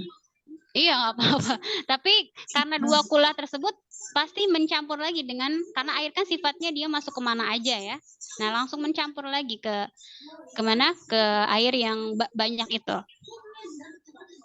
gitu. Kalau di gimana Uhti? Dari segi higienis Jadi higienis dan tidak higienis dalam fikih itu enggak gitu ya. Tapi dari secara fikih itu suci atau tidak suci, bisa dipakai bersuci atau tidak bisa pakai bersuci gitu ya. Ini secara bisa dipakai nggak kalau habis kumur-kumur ya, sedangkan airnya lebih dari 2 kulah ya, bisa nggak apa-apa ya, asalkan nggak ada najisnya gitu ya di mulutnya. Kalau misal kelihatan ya, ini kelihatan tuh ada bekas darah, maka nggak boleh ya. Begitu Uhti ya. kalau ragu nggak usah dilakukan ya Ustaz. Diragukan Karena kita nggak tahu gusi siapa? orang lain gimana. Iya. Rame-rame gitu wudhunya di situ. Oh, rame-rame nggak apa-apa, karena jadi walaupun misalkan kayak bayangin ya ada air gede di kolam gede misalkan ya, air lebih dari 2 kulah, rame-rame wudhunya misalkan ada 10 orang nggak apa-apa karena airnya itu 2 kulah. Walaupun nggak mengalir ya Ustaz. Iya nggak apa-apa walaupun nggak mengalir. Walaupun nggak mengalir, yang penting ukurannya 2 kulah itu bisa dipakai selagi tidak berubah gitu ya. Tapi kalau berubah misalkan karena saking banyaknya orang ya, ada baunya, ada warnanya, maka nggak bisa pakai bersuci ya. Gitu. Jadi patokannya kalaupun banyak, tapi kalau ada berubah, ada najisnya, tetap itu dihukumi najis gitu. Tapi kalau karena airnya banyak dan nggak ada perubahan sama sekali ya, maka suci insya Allah. Gitu. Taib akhwati mau sesi bertanya atau kita lanjut dulu? ke bab yang mewajibkan adus atau mandi besar? Ada pertanyaan dulu? Atau Ustazah Fitri mungkin di kolom komentar ada pertanyaan atau tidak? Bisa dicek. Assalamualaikum, boleh bertanya Ustadz? Oh iya, silakan. Dengan Bunda siapa ini? Heni. Bunda Heni. Ya, Iya. tafadhali Itu sehubungan dengan air yang berubah. Bagaimana hukumnya kalau misalnya kita berwudu dengan menggunakan air yang hangat? Alasannya boleh itu hangat misalnya karena dia kejemur atau memang sengaja dipanaskan untuk mengurangi rasa dingin. Gimana hukumnya? Ya, apa hukumnya? Itu kan berubah juga ya, tapi tidak berubah warna, tapi berubah suhu. Berubah suhu, iya. Ya. Terima kasih. Assalamualaikum. Waalaikumsalam warahmatullahi. Ibu Heni ya, daripada larang, betul? Betul. Temannya Bunda. Kalau air hangat boleh, nggak boleh aja Umi ya. Air hangat, air dingin boleh aja, nggak apa-apa. Karena itu nggak berubah dari sifat warna ya, atau apa, hanya sekedar suhu nggak apa-apa. Tapi kalau misalkan panasnya itu, kalau dulu tuh ada namanya di zaman Rasulullah SAW ada namanya air musyammas. Dan pernah dengar ya, air musyammas itu air yang disimpan di wadah dari besi ya, kebayang nggak? Wadah dari besi. Kemudian ketika panas, kalau lagi panas banget kan, kalau di negara Timur Tengah tuh kalau panas banget ya. Nah itu namanya al-musyammas, air yang terkena panas matahari, terik matahari, sehingga kalau kita pakai air tersebut itu bisa berpenyakit, bahkan menjadi penyakit belang katanya, saking panasnya bahaya. Nah ini yang dimakruhkan ya. Karena apa? Karena dari ada bahan-bahan yang apa bahasanya ya, ketika besinya dipanaskan airnya pun berbahaya gitu, nggak boleh, jadi makruh. Bagaimana kalau kita pengen pakai? Maka harus nunggu dingin dulu. Nah itu yang makruh ya. Nah ini pertanyaannya, gimana kalau air hangat? Nggak apa-apa Umi ya. Air hangat, air dingin juga nggak apa-apa ya. Selagi air tersebut suci ya, air tersebut suci. Bahkan kalau dalam hukum air apa aja yang boleh dipakai? Air es juga boleh dipakai ya. Air salju boleh dipakai gitu. Air panas hukumnya boleh aja ya, selagi suci ya. Gitu. Siap. Terima kasih. Sama-sama. Ada pertanyaan lagi? Kalau nggak kita lanjut ke apa-apa yang mewajibkan mandi besar. Coba Ustazah Fitri mungkin bisa dicek di kolom komentar, ada pertanyaan apa tidak? Saya ada Ustazah. Silakan, boleh dibacakan Ustazah. Oke, di sini ada dari Ibu Neneng Ningsih ya. Assalamualaikum Ustazah, mohon tanya, kalau saya kebiasaan mandi langsung berwudu, bagaimana hukumnya tanpa memakai baju dulu atau handuk, soalnya sekalian basah. Ustazah. Mau mandi apa? Mandinya bukan mandi besar, mandi biasa aja, terus wudu terus nggak pakai baju, nggak apa-apa Uti ya. Tapi ya kalau kita lihat nanti di sini di bab mandinya Rasulullah Shallallahu Alaihi Wasallam itu yang diriwayatkan oleh Maimunah ya, oleh istrinya Rasulullah. Rasulullah itu kalau mandi selalu pakai basahan, Ibu Neneng ya. Rasulullah kalau mau mandi selalu pakai basahan. Karena sampai dijelaskan melihat kemaluan sendiri pun hukumnya makruh ya. Melihat kemaluan sendiri adalah hukumnya makruh. Jadi Rasulullah kalau mau mandi, beliau meminta satu kain kepada Maimunah ya, kepada istri beliau. Kemudian Rasulullah ketika mandi pakai basahan gitu. Jadi kalau pengen lebih terjaga, walaupun hukumnya sunnah ya Uti ya, Bu Neneng. Kalaupun enggak apa-apa, tapi afdalnya ketika mandi tuh pakai basahan. Jadi kalau udah seperti itu, kalau udah mandi pakai handuk dulu ya, kalau pengen afdal. Kemudian baru berwudu. Ya. Gitu Bu Neneng, mudah-mudahan bisa terjawab ya. Ada yang lain Ustazah Fitri? Ada lagi nih dari Ibu Neneng juga. Apa namanya? Kalau sedang berwudu tapi keluar air dari lubang bawah depan, gimana harusnya? Karena nggak keluar lagi. Iya, apa yang keluarnya? Pipis kah atau apa gitu, Bu Neneng mungkin? Ya apapun yang keluar ya, karena nanti salah satu yang membatalkan wudu keluar apapun dari dua lubang depan atau belakang, kubul atau dubur gitu ya. Kalau misalkan lagi wudhu tiba-tiba keluar apa, mau kentut misalkan ya, atau keluar angin ketika wudhu, sedangkan kita udah mengebasuh tangan misalkan, maka balikan lagi ya, balik lagi dari awal ya, karena sudah dihukumi batal. Jadi nggak dihitung dari awal ya, nggak dihitung wudhu, maka harus mengulang kembali gitu Bu Neneng ya. Kalau di tengah-tengah tiba-tiba batal ya, tengah-tengah wudhu, maka dari awal lagi wudhunya gitu. Tip ada lagi Ustazah? Ya, Udah cukup. Udah, Sudah. alhamdulillah. Tapi ini masih ada waktu ya, sekitar 8 menit lagi. Ini mau sesi tanya jawab atau lanjut dulu? Lanjut ya. Baik. Ya, kayak masuk halaman selanjutnya. Mujibatul gusli. Nah, udah selesai ya kita tentang wudhu, tentang sunah-sunah wudhu, kemudian air untuk berwudhu atau untuk mandi udah dijelaskan. Sekarang masuk apa-apa saja yang mewajibkan mandi besar. Ya. Faslun mujibatul gusli sittatun. Kita membahas tentang apa yang mewajibkan untuk mandi besar. Nah, di sini sittatun ada 6 juga ya, ada 6. Yang 3-nya antara laki-laki dan perempuan, yang 3-nya lagi khusus untuk perempuan ya. Yang pertama ilajul hasyafati fil farji. Ya, yang pertama adalah memasukkan hasyafah pada farji. Maaf ya, di sini maksudnya apa? Kalau bahasa ininya mungkin penetrasi gitu ya, duhul ya. Itu berhubungan suami istri walaupun nggak keluar mani, itu diwajibkan untuk mandi besar ya. Ketika berhubungan suami istri maka wajib mandi besar. Yang pertama itu ya. Mana dalilnya? Di sini ada idza jalasa baina syu'abiha al-arba' wa masal hitani al-hitana faqad wajaba al-ghuslu ya. Apabila terjadi hubungan suami istri di sini ya, bertemunya 2 hitan ya, antara laki-laki dan perempuan, maka diwajibkan mandi besar. Ini landasan hadisnya. Yang kedua apa? Yang kedua huwa khurujul mani, ya, keluar mani. Ya, dia nggak berhubungan, tapi tiba-tiba keluar mani. Ya, biasanya ini disebabkan karena ihtilam itu ya, atau karena mimpi basah, sehingga keluar air mani. Maka ini pun wajib untuk mandi besar. Jadi nggak cukup dengan wudhu, tapi harus mandi besar. Ya.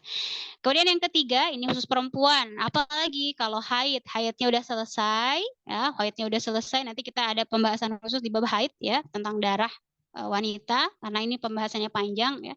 Nah di sini kalau kita haid, kemudian selesai haidnya maka diwajibkan untuk mandi besar ya. Selanjutnya apa lagi? Ini juga untuk perempuan. Wan nifas. Nifas itu kalau udah ngelahirin ya, ngelahirin ada darah.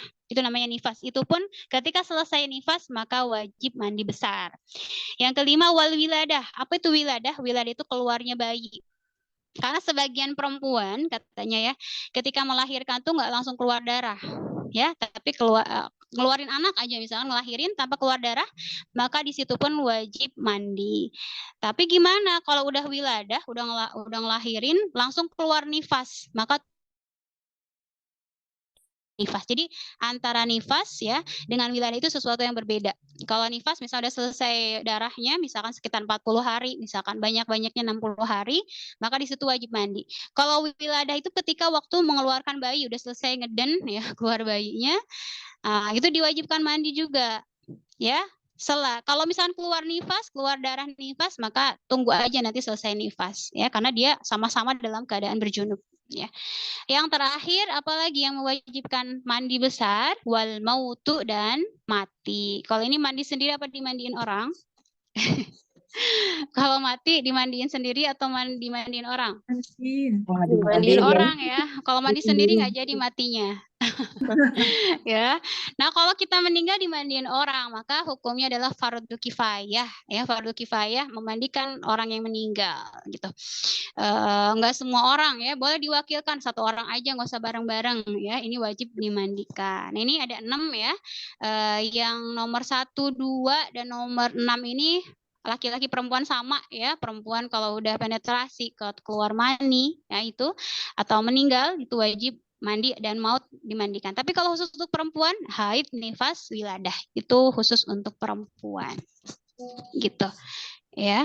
Ini tata caranya gimana? Ini simple ya. Jadi kalau yang kita tahu kalau mandi besar tuh pakai sampo misalkan ya, atau apalagi akhwat, kadang harus luluran misalkan ya, sabun enggak ya.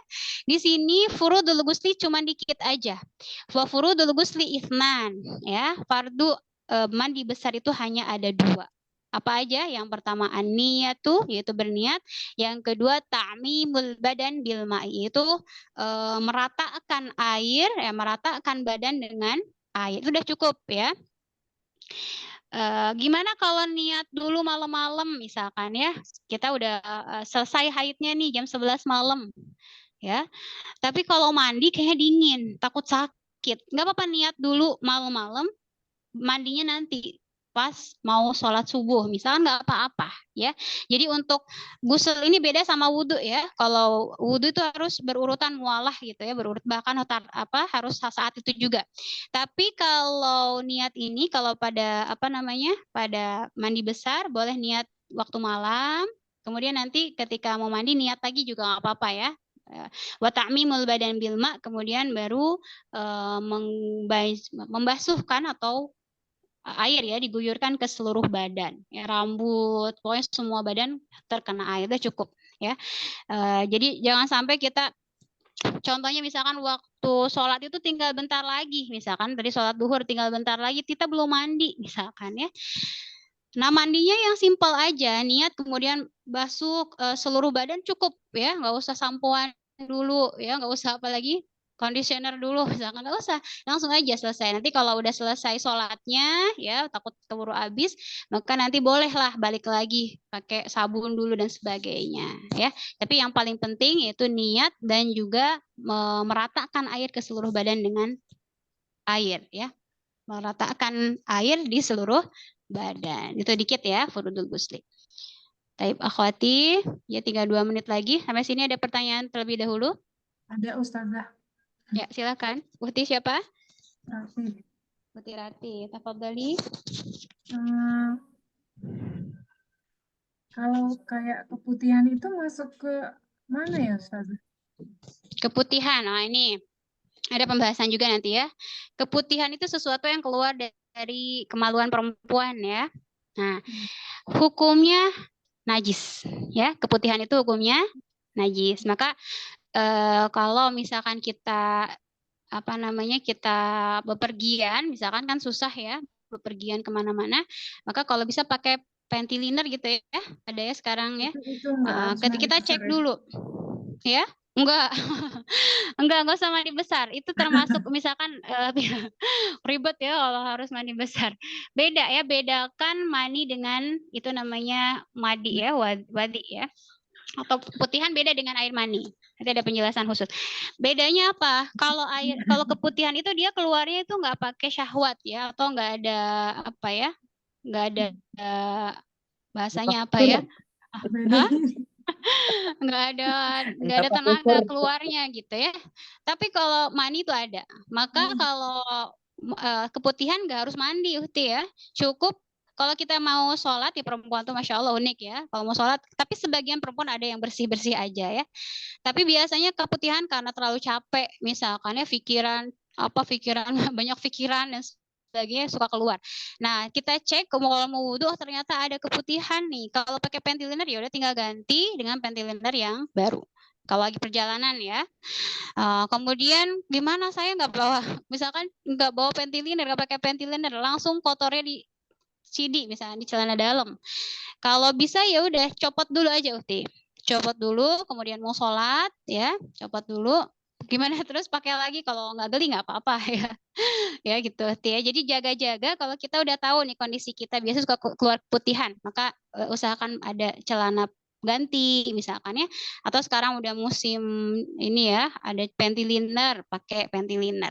Jadi kalau udah kotor, buang, ganti yang baru. Ini hukumnya najis, nggak harus mandi ya. Yang wajib mandi tadi inzalul mani atau keluar ikhrajul mani, keluar air mani aja. Terus Gitu. ini, Ya. kalau hitungannya masih haid, kayak saya kemarin kan umroh itu haidnya mau umroh itu masih haid. Ini bab haid ya? Ya, Nah, bab Belum ya? haid bab haid nanti lebih panjang banget Usti ya. Ini perlu Oke. pembahasan yang banyak ya, karena tentang darah, tentang durasi itu butuh waktu Iya, yang iya. panjang ya. Nah, mungkin bisa disabarkan dulu, disimpan dulu untuk Baik. pembahasan haid ya. Ya, oke, baik. Baik, itu mungkin Tirati ya. Kalau di sini ada pertanyaan nggak tentang fardu gusel atau yang lainnya yang sudah kita bahas, ada nggak? Yang Bunda yang lain ada? Kalau Sebelum kita ini tutup? Ustazah, Ya. kalau membasuh kaki itu saya sering lihat ya orang berwudu yang wanita terutama hanya dibasahkan aja gitu. Air kerannya dibuka Nah, ya, terus kakinya nggak digosok gitu. Itu ya. itu gimana? Hmm. Afdolnya ya, kalau utamanya itu harus digosok gitu ya. Sampai kita benar-benar yakin air menyerap ke kaki gitu ya. Masalah. Ke sela-sela, bahkan disunahkan tahliyatul asabi orjlain ya. Itu sunnah menyuai-nyuai itu kayak gini-gini ya. Tangan pun sama di gini-gini ya. Itu sunnah. Kaki pun seperti itu. Tapi kalau sekiranya yakin gitu ya, yakin dia sampai ke kaki ya, sampai benar-benar yakin nggak apa-apa, sudah cukup insya Allah ya. Jadi cuma Begitu Bunda, dibajur aja aja gitu ya. dibanjur. Diguyur. Iya. Oke. Ya, afdalnya Makasih. sampai dini ya. Karena kalau dibedakan, beda kalau cuman dipakai gayung misal atau pakai keran. Beda nggak sama kita pegang langsung kakinya. Beda ya. Kita Ya, sampai beda lah. yakin takutnya di kaki kita itu kan kalau ibu-ibu misalkan ya umahat di dapur ada apa biasanya? Ada nasi ya. Nah, anak-anak misalnya punya anak-anak kecil, biasanya nasi berceceran, injek ya, sehingga mencegah sampainya air ke kaki itu bermasalah juga ya. Nah, kalau harus yakin ya ketika kita cuci kaki, ada apa nih di kaki kita ya? Takutnya ada lem, ada sebagainya. Gitu. Gitu ya. Afdalnya dipegang ya sampai bersih. Sampai yakin terserap air ke kaki gitu. Ya, terima kasih. Gitu ya. Ya, Afwan, sama-sama. Udah ya, tidak ada pertanyaan lagi, Akhwati. Boleh satu, Oh, ini ada Bunda Neneng ya, bertanya lagi. Heni. Oh, udah, Bunda Heni. Ya, silakan. Kalau misalnya kita berwudu di tempat umum, nah kita berwudu di tempat umum sementara kita takut terlihat aurat gitu ya, auratnya. Bagaimana itu, Ustadz? Nah, tentang hukum berwudu di tempat umum gitu ya. Nggak ada banget di tempat perempuan gitu, Umi. Ya misalnya ya, itu daruratnya lah ya. Ya darurat ya. Maka ada temennya misalkan ada temennya, boleh nggak tutupin saya. Jadi yang wajibnya aja Bun, ya yang wajib apa nih? Yang wajib ya udah muka aja. Muka kan bisa ya kita kesiniin, walaupun basah nggak apa-apa Bunda ya. Kerudung kena basah nggak apa-apa daripada kebuka aurat. Karena sering ya ditemui nih orang-orang mau wudhu misalkan ya, niatnya wudhu tapi kebuka rambutnya semua. Gimana nih? Ya haram ya hukumnya ya Akhwati. Atau pernah ya kejadian ya kalau musim COVID ke satu tempat ibu harus pakai masker misalnya. Udah dikasih masker tapi ibu kesulitan apa? Kesulitan pakai masker karena maskernya harus ke telinga itu. Akhirnya apa yang dilakukan? Dia buka kerudungnya. Ya. Akhirnya kita bilang, ibu nggak apa-apa nggak usah pakai masker daripada ibu buka kerudung. Gitu ya. Nah ini harus diperhatikan mana yang wajib dan mana yang mana yang sunnah dan mana yang haramnya. Gitu harus tahu ya. Buka aurat itu haram ya. Maka kalau wudhunya yang sempurnanya aja ya, ambil air kemudian nggak apa-apa kerudung basah itu juga kering. Bahkan dalam satu riwayat Rasulullah itu kata Maimunah ya, kalau udah wudhu udah mandi Rasul tuh nggak pakai anduk, masya Allah ya, nggak pakai anduk.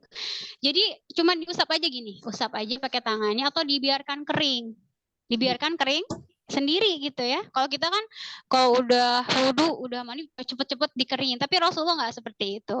ya. Tapi tergantung kondisi. Tapi kalau misalkan kita takut nih bau ya kerudungnya misalkan keringkan. Jadi bagaimana ya yang fardunya aja perhatikan Uti ya. Fardu aja Yang ke fardunya muka saja ya. dulu.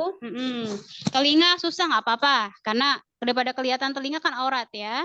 Kemudian buat ya kaki cuci juga ya wajib. Tapi kan laki-laki juga nggak bakal liatin. Oh, diusap. Kalau diusap nanti ada hukum khusus ya. Mungkin kita bisa minta tolong teman kita ya untuk tutupin dong. Misalnya saya mau cuci kaki saya, boleh ya. Tangan juga misalkan dihalangi pakai kain misalkan biar nggak terbuka atau tidak terlihat oleh yang lain atau laki-laki ya khususnya ya. Gitu. Jadi tetap menjaga aurat kita ya, jangan sampai kelihatan rambut karena gara-gara pengen basuh rambutnya atau sampai kelihatan telinganya karena pengen membasuh telinga padahal itu sunnah hukumnya gitu dan sebagainya. Gitu ya, kalau tempat umum disiasati ya. Kalau tidak memungkinkan, misalkan karena banyak banget laki-lakinya, misalkan tunggu aja dulu, tunggu sampai nggak ada laki-laki, kan laki-laki juga nggak mungkin di situ terus ya. Tunggu dulu sampai nggak ada, selagi waktunya waktunya cukup untuk melaksanakan sholat. Tapi kalau mepet, siasati aja. Ada orang bisa nutupin dan sebagainya. Iya, Atau siap. bisa cari tempat yang lebih aman ya, gitu. Tapi Ya, memang terima sebagian kasih. tempat itu gitu ya. Kita lagi safar, ada memang tempat wudhunya tuh bareng-bareng sama laki-laki memang sering ditemui ya. Nah, maka siasati kalau memang bisa tadi ya dengan cara ditutupin sama teman kita untuk bagian-bagian yang auratnya. Kalau nggak memungkinkan tunggu sampai nggak ada kaum ajnabi atau laki-laki gitu ya. Begitu akhwati. Siap, terima kasih. Sama-sama. Taib ini sudah mungkin dicukupkan ya. Taib akhwati wa ummahatillah, pembahasan kita malam ini sudah dicukupkan terlebih dahulu ya. Insya Allah kita melanjutkan di pembelajaran pekan depan ya. Semoga apa yang telah kita pelajari bersama, yang kita ulang ya, tentunya sudah hafal sekali ya tentang wudhu, tentang mandi besar. Semoga kita bisa mengamalkannya ya sesuai dengan apa yang dianjurkan, yang diajarkan oleh Rasulullah SAW. Dan kita sekarang udah masuk bulan Rajab, kemudian Sya'ban, kemudian bulan Ramadan. Tentunya pengen ibadah kita itu lebih sempurna lagi. Pengen lebih sempurna, pengen diterima oleh Allah Subhanahu wa taala ya. Kita cukupkan sekian. Wal asri innal insana lafi khusrin ya, dalam Al-Qur'an bahwa sesungguhnya manusia itu dalam kerugian kecuali orang-orang yang beriman. Nggak cukup iman aja tapi apalagi wa amilus sholihat. Orang beriman kemudian beramal solih, nggak cukup iman sama amal solih aja tetapi juga watawasau bil haqqi watawasau bis sabr. Udah iman, udah amal nggak cukup tapi harus menasehati orang-orang di sekitar kita. Ada anak, ada siapa lagi, ada keluarga, siapapun, sampaikanlah kebaikan yang kita dapatkan, walaupun sedikit ya. Balighu anni walau ayah. Naktafi bihadzal qadar. Ya, dikembalikan kepada Ustadzah Fitri, silakan. Ya, Assalamualaikum warahmatullahi wabarakatuh. Waalaikumsalam warahmatullahi wabarakatuh. Jazakallah khair Ustazah. Amin, jazakallah khair. Alhamdulillah acara demi acara telah kita laksanakan dan waktu pun begitu cepat berlalu ya Ummahat. Padahal masih ingin kita mendapatkan ilmu dari beliau, tapi tidak usah risau. Insya Allah di part-part selanjutnya kita dapat berkumpul kembali, bermuajahah mencari ilmu, dan mudah-mudahan kita diberikan oleh Allah umur panjang, berkah juga dengan tujuan untuk mencari ilmu, dan mudah-mudahan kita diberikan kesehatan untuk bisa bergabung lagi di pekan-pekan selanjutnya. Ummahat, tinafillah wa akhwat fillah, kajian telah berakhir, yang mana kajian ini suatu kenikmatan ya, kenikmatan yang sangat besar yang patut kita syukuri, kenikmatan dari Allah, dengan patutnya kita bersyukur dengan mengucapkan hamdalah. Nakhtatim kajian hari ini kita tutup dengan hamdalah. Alhamdulillahirabbil alamin wa du'a kepada Alhamdulillahirabbil alamin. Subhanakallahumma wa Bihamdika asyhadu an la ilaha illa anta astaghfiruka wa atubu ilaik. bihamdika. Sekian dari saya, moderator hari ini, malam ini. Assalamualaikum warahmatullahi wabarakatuh. Waalaikumsalam Waalaikumsalam warahmatullahi warahmatullahi wabarakatuh. wabarakatuh. Jazakallahu khair. Ya. Amin.